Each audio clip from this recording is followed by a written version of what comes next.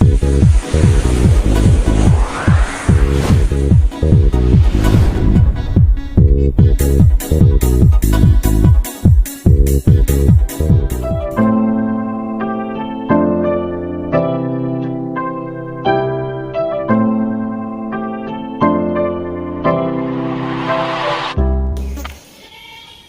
दोस्तों, सत्यार्थ प्रकाश संदेश YouTube channel में मैं विकास आर्य आपका हार्दिक स्वागत करता हूँ। चलिए मित्रों, आज हम आपसे फिर मुलाकात कर रहे हैं नए प्रकरण के साथ में, अर्थात स्वामी महर्षि दयानंद सरस्वती द्वारा रचित जो सत्यार्थ प्रकाश है उसके ऊपर हम आपसे चर्चा कर रहे हैं। हमने प्रथम समोल्लास समाप्त करके द्वितीय समोल्लास का पिछले वीडियो के माध्यम से प्रारंभ कर चुके हैं और एक प्रकरण हम आपके सामने प्रस्तुत भी कर चुके हैं। द्वितीय समोल्लास के अंदर प्रथम प्रकरण के अंतर्गत हमने आपको सबाल शिक्षा के अंतर्गत और वह माता पिता को कब संतान उत्पत्ति करनी चाहिए, उत्पन्न करनी चाहिए, उसके बारे में आपको विस्तार से पिछले वीडियो के माध्यम से समझा दिया है। हम आपके सामने प्रतिदिन नया वीडियो अपलोड कर रहे हैं।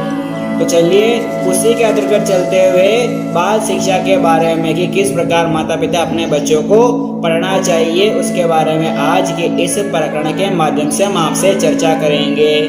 अगर वे वीडियो आपने नहीं देखे हैं तो ये वाला जो भी वीडियो है प्रकरण है आपके समझ में नहीं आने वाला है, तो पिछले वाला वीडियो है उसको आप निश्चित देख लीजिए, जिससे ये वाला वीडियो भी आपको आसानी से समझ में आ जावे। तो चलिए मित्रों, अगला जो प्रकरण है हम प्रारंभ करते हैं। अब तक भी आपने अगर मेरे चैनल को सब्सक्राइब नहीं किया है तो इसको सब्सक्राइब कर लीजिए, साथ में बेल आइकन का बटन है उसको भी प्रेस कर दीजिए, अर्थात जिससे मेरा हर आने वाला नया वीडियो का जो नोटिफिकेशन है वो सबसे पहले आपके पास पहुंचे। और इसको ज़्यादा से ज़्यादा लाइक भी कीजिए और जितना हो सके इसको शेयर भी कीजिए। चलिए मित्रों, अब हम दूसरा प्रकरण प्रारंभ करते हैं। उसके लिए अपन एक बार उस परम पिता परमात्मा का ध्यान लगाते हुए अपने मन को शांत एकाग्रचित करते हुए 3 दफा ओम का उच्चारण करेंगे। ओम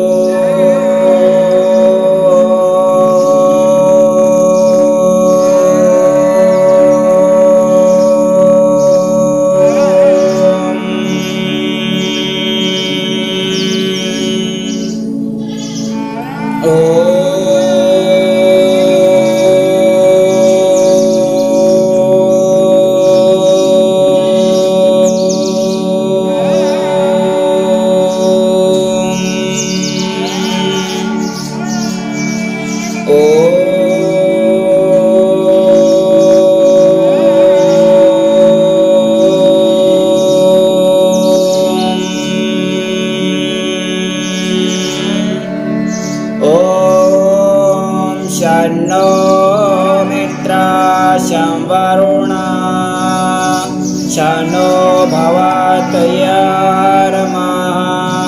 शन्नो इन्द्रो बृहस्पतिः शन्नो विष्णुरुक्रमः।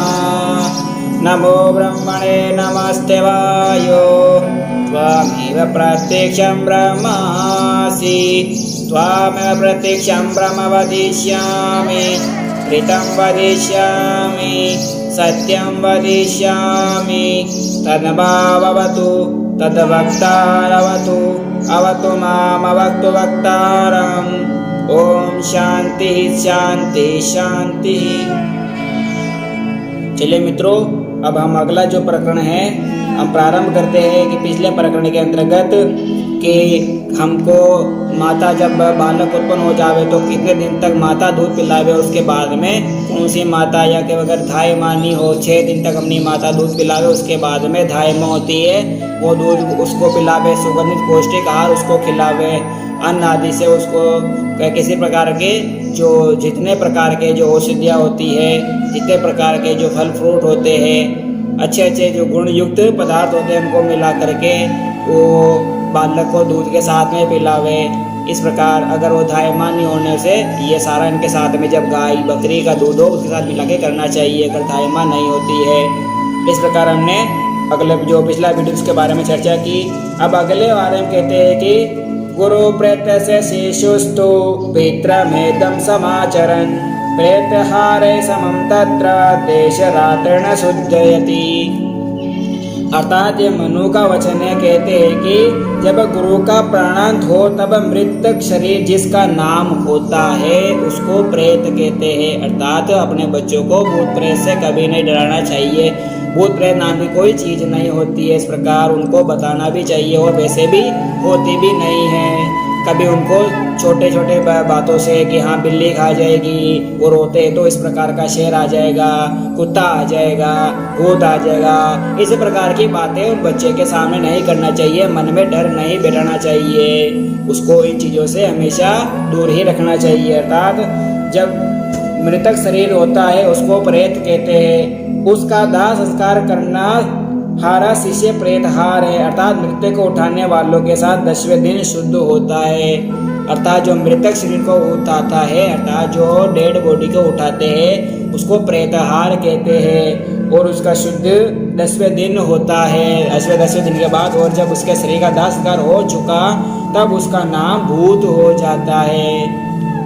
अर्थात जब कोई मनुष्य मर जाता है, शांत हो जाता है, तब उसके शरीर को हम प्रेत कहते हैं और उस शरीर को उठाने वाले जब शमशान ले जाते उसको प्रेतहार कहते हैं और उनकी शुद्धि 10वें दिन होती है। जब वह शरीर जल के राख हो जाता है तब हम उसको भूत कहते हैं। अर्थात वो बदल पिछला हो जाता है, होता अर्थात वह अमुक नामा पुरुष था, जितने उत्पन्न हो वर्तमान में आके न रहे वह पूछताछ होने से उनका नाम भूत है। अर्थात जो चीज़ अब आके चली गई है और पीछे रह गई है उसको हम भूत कहते हैं। अर्थात जो बीता हुआ समय होता है उसको भूत कहते हैं। अर्थात वो जो शरीर था वो प्रेतहार था, अब वो जल के राख हो गया। अब 10 दिन बाद हम उसके बारे में पूछेंगे तो वो क्या हो जाएगा, वो भूत हो जाएगा, वो बीत चुका है। ऐसा ब्रह्मा से लेकर आज पर्यंत के विद्वानों का सिद्धांत है। अर्थात जो ब्रह्मा ऋषि मुनियों से लेकर महादेवताओं से लेकर ये जो सिद्धांत है समय से चला आ रहा है। परंतु जिसको शंका कुसंग कुसंस्कार होता है उसको भय और शंका रूप भूत प्रेत शाकिनी डाकिनी आदि अनेक ब्रह्मजाल दुखदायक होते हैं। अर्थात ये शंका का प्रयत्न है, अपने दिमाग के ऊपर डिपेंड करता है, अपने मन के ऊपर, उसके ऊपर कि वह बच्चा सोचता किस प्रकार है। अपन जैसा उसके अंदर संस्कार डालेंगे वो वैसा ही बन जाएगा। अर्थात इस प्रकार एक कुम्हार होता है, जब वो घड़े को घड़ता है तो वो जिस प्रकार उसको ढालना चाहता है वो उसी आकार में उसको ढाल सकता है, वो नई चीज़ को किसी प्रकार से सेट कर सकते हैं। तो उसी प्रकार अगर नए जो बालक होते हैं उसको हम जिस प्रकार से संस्कार डालेंगे उसी प्रकार से उसकी तरफ अग्रसर हो जाएगा, उसी में वो ढल जाएगा। तो कहते हैं शंका कुसंस्कार होता है, उसको दुख भय और शंका स्वरूपी जो यातनाएं होती है वो सताती है। भूत प्रेत डाकिनी शाकिनी ये जितनी चीजें होती है वो शंका कुसंस्कार से आदि के ब्रह्मजाल से होती है। ये सब उनके लिए, हमारे लिए, बच्चों के लिए भी दुखदायी होता है। देखो आगे, जब कोई प्राणी मरता है तब उसका जीव पाप पुण्य फल के वश होकर परमेश्वर की व्यवस्था से सुख दुख के फल भोगने के अर्थ जन्मांतर धारण करता है। अर्थात जब कोई मनुष्य शांत हो जाता है, मृत हो जाता है उसका शरीर, तब उसको परम पिता परमात्मा उसके कर्म दंड के अनुसार उसको फल देते हैं। अर्थात उसके दुख सुख के अनुसार उसने कौन कौन से बुरे कर्म किए, कौन से अच्छे कर्म किए, उसके अनुसार परमात्मा उसको फल देते हैं और वह उनके अनुसार जन्मांतर धारण करता है। क्या इस अविनाशी परमेश्वर की व्यवस्था का कोई भी नाश कर सकता है? अज्ञानी लोग वैदिक शास्त्र व पदार्थ विद्या के पढ़ने सुनने और विचार से रहित होकर सन्निपात ज्वर आदि शारीरिक और उन्माद आदि मानस रोगों का नाम भूत प्रेत आदि धरते हैं। अर्थात जो सन्निपात नामी बीमारियां होती है, शारीरिक और उन्माद आदि मानस रोग होते हैं, उसको उन रोगों मानस रोगों का नाम भूत प्रेत आदि धरते हैं। उसका औषध सेवन और पथ्य आदि उचित व्यवहार न करके उन धूर्त पाखंडी महामूर्ख अनाचारी स्वार्थी भंगी चमार शूद्र म्लेच्छा आदि पर भी विश्वासी होकर अनेक प्रकार से ढोंग छल कपट और उत्तिष्ट भोजन डोरा धागा आदि मिथ्या मंत्र यंत्र बांधते बंधवाते फिरते हैं। अपने को धन का नाश संतान आदि मिथ्या मंत्र धन की दुर्दशा और रोगों को बढ़ाकर दुख देते फिरते हैं। अर्थात स्वामी जी कह रहे हैं कि ये सन्निपात बीमार के नामरे होती है, भोपा भोपा जो भी होते हैं, ये सारे बस ढोंग का पाखंड करते हैं। वो डोरा टोटका टोना टोटका करते रहते हैं, यंत्र छल कपट करते हैं और अच्छा डोरा धागा बांध करके वो लोगों को अपने ओर आकर्षित करते हैं और वो उनको लूट देते हैं और उनके परिवार में सुख की बजाय दुख ही दुख आके समा जाता है। इसीलिए स्वामी जी कहते हैं इन चीजों से हमेशा दूर ही रहना चाहिए। कहते हैं जब आँख के अंधे और घाट के पूरे उन दुर्बुद्धि पापी स्वार्थों के पास जाकर पूछते कि महाराज इस लड़का लड़की की स्त्री और पुरुष को ना जानने क्या हो गया है, तब वे बोलते हैं कि इसके शरीर में बड़ा भूत प्रेत भैरव शीतलता आदि देवी आ गई है। अर्थात कोई ढोंगी पाखंडी के पास अपन लेके जाएंगे, अगर उसको छोटी मोटी बीमारी हो गई है वो लेंगे महाराज हमारे से झाड़ा दे दो फलाना दे दो, ये हमारे बच्चे को क्या हो गया, तो वो कहेगा इसके अंदर डाकण घुस गई है, भूत नाम का आ गया है, शीतली आ गई है, अब इसको आपको इतना पैसा देना पड़ेगा, इतना भोग चढ़ाना पड़ेगा, फिर इसको या हम भूत प्रेत निकाल सकेंगे। इस प्रकार का वो उसको मतलब जितने अपन धूर्त बनते जाते हैं वो उतना ही हमको धूर्त बनाते जाते हैं। वो फिर वो कहता है चाहे हमारा सर्वस्व जाओ परंतु इसको अच्छा कर दीजिए। तब हम उसके बातों में आकर के चिकनी छिपड़ी बातों में कहते हैं कि महाराज आप कृपा कर दीजिए कि जैसा भी कुछ भी हो, जितना भी धन चाहे आप ले लीजिए और हमारे बच्चे को ठीक कर दीजिए। इस प्रकार उसकी तो मालामाली हो जाती है। तब तो उनकी बन पड़ती है, अर्थात फिर उनकी बात बन जाती है। वो बात चिकनी चुपड़ी बातें करते हैं कि ऐसा करो, यो फलाना ढिगड़ा करो, उससे ये सब सही हो जाएगा। वे धूर्त कहते हैं अच्छा लाओ इतनी सामग्री इतनी दक्षिणा देवता को भेंट और गृह दान कराओ, अर्थात 2151 रुपये लेकर आओ, गृह दान करो, देवता को इतना रुपये चढ़ाओ, इतना प्रसाद चढ़ाओ, 2 बकरे लेकर आओ, फलाना लेकर आओ। इस प्रकार वो उनको ठगते हैं। फिर बाद में झांझ मृदंग ढोल थाली लेके उसके सामने बजाते गाते और उनमें से एक पाखंडी उन्मुक्त होकर नाच कूद के कहता है। फिर वो ढोल थाली बजरा ठींगरा पिटते हैं और फिर में से एक और साथ में जो होता है वो उछल के नाचते हुए कहता है कि मैं इसका प्राण ही लूँगा। अर्थात वो नाटक करने लग जाता है कि क्या भूत इसके अंदर आ गया, अब ये बताएगा कि मैं क्यों आया क्यों नहीं आया, मैं इसके प्राण लूँगा। तब वे अंधे उस भंगी चमार आदि नीच के पगों में पड़ के कहते हैं आप चाहे सो लीजिए, इसको बचा लीजिए। अर्थात स्वामी जी कहते हैं कि तब हम वो जब वो नाच लग जाता है वो ढोंगी, तब वो कहता है कि मैं प्राण ले लूँगा, अब तो मैं इसको मारूंगा, मैं इसके शरीर में प्रवेश कर चुका हूँ। तब वो हमारे जो हम जिसके पास लेके गए हम सब कहते हैं महाराज आप कुछ भी कर लीजिए, हमारे बच्चे के प्राण मत लीजिए, इसको बचा लीजिए आप। इस प्रकार हम उसके पैरों में गिड़गिड़ाने लग जाते हैं। तब धूर्त बोलता है मैं हनुमान हूँ, लाओ पक्की मिठाई तेल सिंदूर 1.25 मन का रोट और लाल लंगोट। अर्थात वो कहता है कि मैं हनुमान हूँ, अब मेरे लिए लंगोट और 100 मिठाई 1.25 किलो और इसको बचा लीजिए, मिठाई तेल सिंदूर 1.25 मन का रोट और लोटा लंगोट लेके आ जाओ। फिर बाद में कह रहा मैं देवी या भैरव, लाओ 5 बोतल मद 20 मुर्गी 5 बकरे मिठाई और वस्त्र। फिर कहता है कि मैं इसके अंदर देवी आ गई हूँ, मैं कहता है कि मैं देवी भैरव आ गई हूँ, अब लाइए मांस मदिरा और 20 मुर्गी लाइए, 5 बकरे लाइए और मिठाई लाइए, मेरे लिए वस्त्र भी लेके आइए। इस प्रकार वे वो चीजें मंगवाते रहते हैं। और वो हम जैसे जो मूर्ख लोग होते हैं, कई बहुत सारे जो उन पाखंडियों की बातों में बेकाओं में आ जाते हैं और फिर उनकी चीजें लेके चले जाते हैं। वो फिर वो मंगाते हैं 5 बकरे 20 मुर्गी वस्त्र तत्र जो भी होते हैं, लोटा लंगोटा छोटा सब मंगा के रख लेते हैं। परंतु जब वे कहते हैं कि जो चाहो सो ले लो, तब वो पागल बहुत नाचने कूदने लगता है। अब हमने और ये और कह दिया किसी को हम साथ जो लेके जाते हैं माता पिता ये और कह देते हैं कि अब जो चाहे आप सब कुछ ले लीजिए पर मेरे बच्चे को ठीक कर दीजिए, तो वो और खुश हो जाता है और नाचने लगते हैं। जब वे कहते हैं कि जो ले लो, और परंतु जो बुद्धिमान को कोई बुद्धिमान उनकी भेंट पांच जूता डंडा व चपरा लात मारे तो उसका अनुमान देवी और जो भैरव जन प्रसन्न होकर भाग जाएगा। अर्थात उसके पास सामने अगर बुद्धिमान उसकी परीक्षा लेने जावे ना, तो हमारे जैसा जो होता है उसके सामने दो लोटा और छोटा चपले मारो, 2 चार खींच के उसका भैरव भूत डाकिनी सागिनी सब निकल जाएगा वहीं पे।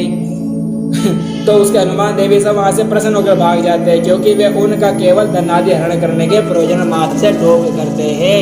अर्थात उनका एक ही उद्देश्य होता है कि उनको इनका धन हड़पना है, किसी प्रकार से इनको अपनी तरफ आकर्षित करके इनसे माल हड़पने का वो ढोंग करते हैं। इसलिए इन चीजों से विशेष कर बचना चाहिए। आज के परिवेश में तो ये बहुत ही हो रहा है।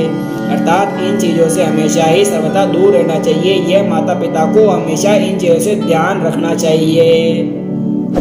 आगे कहते हैं, और जब किसी ग्रस्त ग्रह रूप ज्योतिर्विदाभास के पास जाके कहे कि हे महाराज इसको क्या है, तब कहते हैं कि इस पर सूर्यादि क्रूर ग्रह चढ़ गया है। अर्थात जब कोई कहते हैं कि कोई छोटी मोटी बीमारी हो जाती है, किसी ज्योतिष के पास लेके जाते हैं और कहते हैं कि महाराज इसको देखिए क्या हो गया है, तब कहते हैं इस पर सूर्यादि ग्रह चढ़ गया है, इस पर शनि का नाम का ग्रह आ गया है, इसमें राहु केतु आ गया इसकी राशि में, अब आपको क्या करना चाहिए। तो वो कहते हैं जो तुम इनकी शांति पूजा पाठ दान कराओ तो इस सुख को इसको सुख हो जावे, नहीं तो बहुत पीड़ित होकर मर जावे तो भी आश्चर्य नहीं है। अर्थात वो कहते हैं कि अब आपको इसमें शनि नाम का जो ग्रह इसकी राशि में चढ़ गया है, अब आपको यह करवाना पड़ेगा। शनि देवता विराजमान हो गए, राहु केतु आ गए, अब आपको पूजा पाठ दर्शन कराने पड़ेंगे, तभी ये सही हो सकता है, वरना मर जाएगा।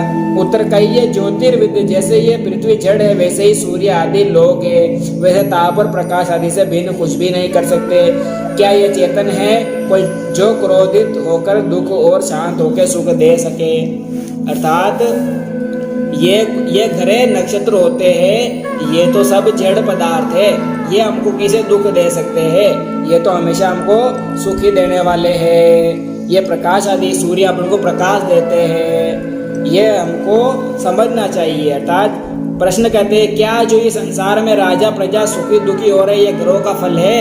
अर्थात प्रश्न आता है यहाँ पे कि ये संसार में कोई मनुष्य दुखी हो रहा है, कोई ज्यादा सुखी है, तो ये क्या ग्रह दोषों का है क्या, ये घरों के कारण हो रहा है क्या।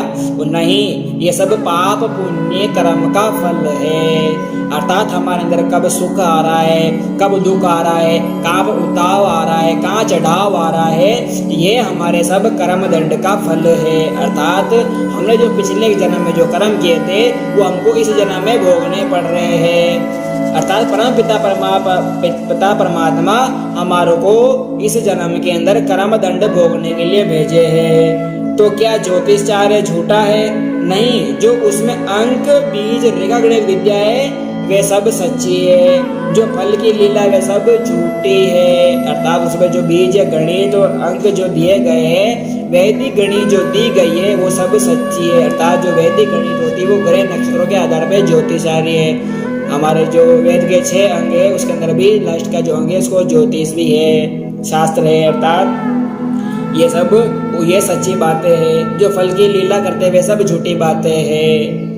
क्या जो ये जन्म पत्र है सो निष्फल है? हाँ, वे जन्म पत्र नहीं, किंतु उसका नाम शोक पत्थर रखना चाहिए। अर्थात कभी भी अपना जन्म पत्र नहीं बनवाना चाहिए, जन्म पत्र कभी नहीं बनता है। अर्थात किसने बनवा लिया तो उसको शोक पत्र लिख दीजिए, क्योंकि जन्मपत्री परमपिता परमात्मा तो स्वयं ही बना देते हैं। अर्थात परमपिता परमात्मा अपने कर्म दंड भोगने के लिए इस मनुष्य योनि को भेजा है, इस जीवन को हमने को धारण करवाया है। क्योंकि जब संतान का जन्म होता है तब तो सबको आनंद होता है, परंतु वह आनंद तब तक होता है जब तक जन्मपत्र बन के ग्रहों का फल ना सुने। अर्थात स्वामी जी कह रहे हैं कि जब बच्चे का जन्म होता है तो हम सब घर में हर्षोल्लास होते हैं, आनंदित होते हैं। और वह आनंद कब तक रहता है? जब तक कोई पुंडा पुजारी आके ये करे जो जन्मपत्री बना देता है तब तक के लिए। जब जैसे जन्मपत्री बनती है तब हमारे फल, तब पुरोहित जन्मपत्र बनाने कहता है कि तब उसके माता पिता पुरोहित से कहते हैं महाराज आप बहुत अच्छा जन्मपत्र बनाइए। अब भगवान ने भेजा है तो हम उसके अंदर जन्म पत्र कहाँ से बनवा सकते हैं। तभी जन्म पत्र बनाइए तो धनाढ़ हो तो सब सी लाल पीली रेखा हो, इसी तरह विचित्र और निधन हो तो साधारण रीति से जन्म पत्र बना के सुनाने को आता है। अर्थात उसको लगता है कि ये परिवार अच्छा है, अच्छा खासा है, अच्छा पैसे वाला है, तो वह अच्छी वैसी लाल पीली रेखाएं खींचेगा और कहेगा कि हाँ आपके अंदर ये है, इसकी राशि में इस प्रकार का है, ये हमेशा सुखी रहेगा, इतने दान करो, यूँ करो। और वो छठा कर्म गरीब परिवार को होंगे तो उनको वह ठगोर लेगा। और आप विचित्र विचित्र धन हो तो साधारण रीति से जन्म पत्र बना सुना के आता है। तब उसके माँ बाप ज्योतिषी जी से कहते सामने बैठ के इसका जन्म बहुत अच्छा, जन्म पत्र अच्छा हो तो है। ज्योतिष कहता है सो जो है सो सुना देता हूँ। अर्थात वो जो अपने तरफ से जो लिख देता है वो कहता है कि अब जो ग्रह नक्षत्र हुए उसके आधार पर मैं सुना देता हूँ। ऐसा कह के वो कहता है बहुत अच्छे और मित्र ग्रह भी बहुत अच्छे हैं। अर्थात वो कहता है कि इसके मित्र ग्रह बहुत अच्छे हैं जिनका फल धनाढ़ और प्रतिष्ठावान जिस सभा में जा बैठेगा सबके ऊपर इसका तेज पड़ेगा। इस प्रकार वह कह देता है, जो लिखता है वो उसका हमने सुना देता है कि इसके अंदर जो ग्रह नक्षत्र है वो बहुत ही प्रसन्न है इनकी राशि में, ये जहाँ बैठेगा उनका तेज पड़ेगा, सब इसके ऊपर आकर्षित होंगे। इस प्रकार वो कहता जाता है। फिर आगे कहते हैं शरीर से आरोग्य और राजमानी होगा इत्यादि बातें सुन के पिताजी बोलते हैं वाह वाह ज्योतिष जी आप बहुत अच्छे हो। ज्योतिष जी समझते हैं कि इन बातों से कार्य सिद्ध हो गया है। अर्थात ज्योतिष जी जो कहते हैं कि आप तो बहुत अच्छे हो, आपने बढ़िया जन्म पत्री बढ़ाई, अब हमारे बच्चे का तो भविष्य आनंद आनंदमय हो गया, सुधर जाएगा। इस प्रकार वे उनकी तरफ और आकर्षित रहते हैं। जब ज्योतिष बोलता है ये ग्रह तो बहुत अच्छे है परंतु ये ग्रह क्रूर है, फिर बाद में वो खुशी देता है पर एक दफा के लिए फिर अचानक ही वो उनको वापिस दुख के सागर में डुबो देते हैं। वो कहते हैं कि ये ग्रह क्रूर है, अर्थात फल फलाने ग्रह का योग से 8 वर्ष में इसका मृत्यु योग हो जाएगा। ये साथ वो कहते हैं कुछ देर के लिए वो ग्रहों के बादल पे कहता है, फिर कहते हैं कोई से ग्रह का नाम लेगा कि इसके राशि में राहु ग्रह बैठा हुआ है। भाई अबे राहु जो बेटा है वो इसका 8 वर्ष की आयु में इसका प्राणांत ले लेगा, इसको मार देगा। इस प्रकार वो कहता है। तो वे जो हर्षोल्लास होता है वो सारा परिवार शोक सागर में डूब जाता है। फिर ज्योतिष से कहते हैं महाराज आप ही कुछ करिए। अर्थात वो महाराज जी अब वो भगवान बन गया उनके लिए। अब कहते हैं कि माधव पुत्र के जन्म से आनंद होकर शोक सागर में डूब जाते हैं। ज्योतिष से कहते हैं महाराज जी अब आप ही क्या करें। तब ज्योतिष जी कहते हैं उपाय तो करो। गृहस्थ पूछ के क्या उपाय करें, तो कहते हैं कि ज्योतिष जी प्रस्ताव करने लगते हैं कि ऐसा ऐसा दान करो, मतलब इतने दान करो, इतना मतलब 20 मुर्गी 5 बकरे लेके आओ। इस प्रकार वो कहने लग जाते हैं। फिर अपने उनके अनुसार जो बातें होती है वो मनगढ़ंत कहने लग जाते हैं। आगे कहते हैं कि अब आपका अनुमान है कि नवग्रह के विघ्न हट जाओगे। अतः वो ऐसा दान करो, ग्रह मंत्र का जप कराओ और नित्य ब्राह्मणों को भोजन कराओ तो अनुमान है कि नवग्रह के विघ्न हट जाएंगे। अनुमान शब्द इसलिए कि जो मर जाएगा तो कहेंगे कि हम क्या करें, परमेश्वर के ऊपर कोई नहीं है। अर्थात तो अनुमान के आधार पर कहते हैं कि अब आपको अनुमान करना है कि इतने समय तक इसको ब्राह्मणों को भोजन भी कराना है, भोजन के बाद को दान दक्षिणा भी देनी है। अनुमान में लगा रहा हूँ कि ऐसा करने से हो सकता है। और बाई चांस वो किसी कारणवश वो बीच में ही मर जाता है तो वो जो माँ ज्योतिषाचार्य मारा जाता है वो हाथ खड़े कर लेगा। कहते हैं कि इसमें मेरा कोई दोष नहीं है, तो परमपिता परमात्मा की लीला है। फिर वो अपने हाथ खड़े कर लेगा। इसके बाद परमेश्वर के ऊपर कोई नहीं है। हमने तो बहुत सा प्रयत्न किया, यत्न किया पर नहीं बच पाए। फिर वो तुमने कराया तो उसके कर्म ऐसे ही थे। फिर बाद में सीधी बात कर्म के ऊपर लगा ठोक देगा। बीच में तो वो खूब धन हड़प लेगा, फिर लास्ट में कर्म को ठोक लेगा कि इसे कर्म ही ऐसे तो इसलिए जल्दी मर गया है।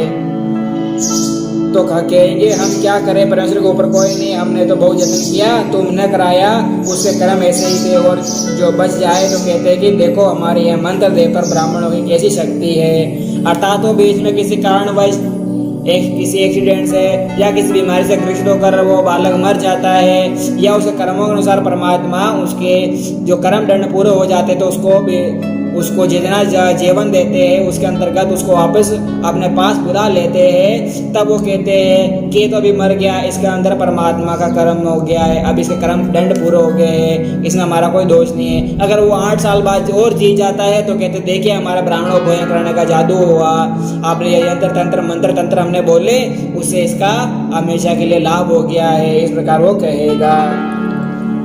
यहाँ यह बात होनी चाहिए कि जो इनके जब पाठ से कुछ ना हो तो दूने तिगुने रुपए उन धूर्तों से ले लेने चाहिए और बच जाए, जो भी ले लेने चाहिए, क्योंकि जैसे ज्योतिषियों ने कहा कि इसके कर्म और परमेश्वर के नियम तोड़ने का सामर्थ्य किसी का नहीं है, वैसे गृहस्थ भी कहे कि ये अपने कर्म और परमेश्वर के नियम से बचा है, तुम्हारे करने से नहीं। और तीसरे गुरु आदि भी पुण्य दान करा के आप ले ले तो उनको वही उत्तर देना जो ज्योतिषियों को दिया था। अर्थात स्वामी जी कहते हैं ये जो बातें हैं उसको समझा देना कि ये सारे परमपिता परमात्मा के कर्मों के अनुसार है, उन्होंने ही हमारे को इस भूमि के ऊपर जीवन को कर्म दंड भोगने के लिए भेजा है। इसीलिए कहते हैं कि किसी भी पौराणिक धूर्त पाखंडी के वश में नहीं आना है। अर्थात आज के प्रकरण के माध्यम से हमने यही बताया है कि किसी भी धूर्त और पाखंडी के बेकाओं में अपन को नहीं आना है। अर्थात बालक जन्म लेता है तो हम अति हर्षोल्लास होते हैं और किसी बेवकूफ धूर्त पाखंडी के बेकाव में आकर के जन्म पत्रियां बनवा करके और उसका जीवन जो होता है और भी अंधकार में डाल देते हैं। तो हमको इन चीज़ों से सर्वथा दूर ही रहना चाहिए, जितना हो सके इन बातों से बचना चाहिए, अपने बच्चों को भी बचाना चाहिए। इन पाखंडियों के बेकाव में कहाँ भी कभी भी नहीं आना है। आज के प्रकरण को हम यहीं पर ही विराम देते हैं। अगला प्रकरण है उसके बारे में जो हम बता रहे हैं वो आगे वाले प्रकरण के माध्यम से हम पूरा करेंगे। तो चलिए आज के प्रकरण को हम यहीं पर ही विराम देते हैं। आज के प्रकरण के माध्यम से हमने कि हमको धूर्त और पाखंडियों के बीच में नहीं आना चाहिए, अपने बच्चों को इन प्रकार की जो भूत प्रेत की बातें होती है इन चीज़ों से हमेशा दूर ही रखना चाहिए। इस प्रकार की शिक्षा हमारे बच्चों को देनी है। चलिए आज का प्रकरण हम यहीं पर ही विराम देते हैं। ये आपका अपना जो सत्यार्थ प्रकाश संदेश यूट्यूब चैनल है, इसको सब्सक्राइब करिए और कराइए, जिससे सत्य सत्कार अर्थ का प्रकाश हर घर तक पहुंच जावे। यही अपना आर्यों का उद्देश्य है। चलिए मित्रों आज के लिए इतना ही, प्रकरणों को हम यहीं पर विराम देते हैं। धन्यवाद। इति ओम शम।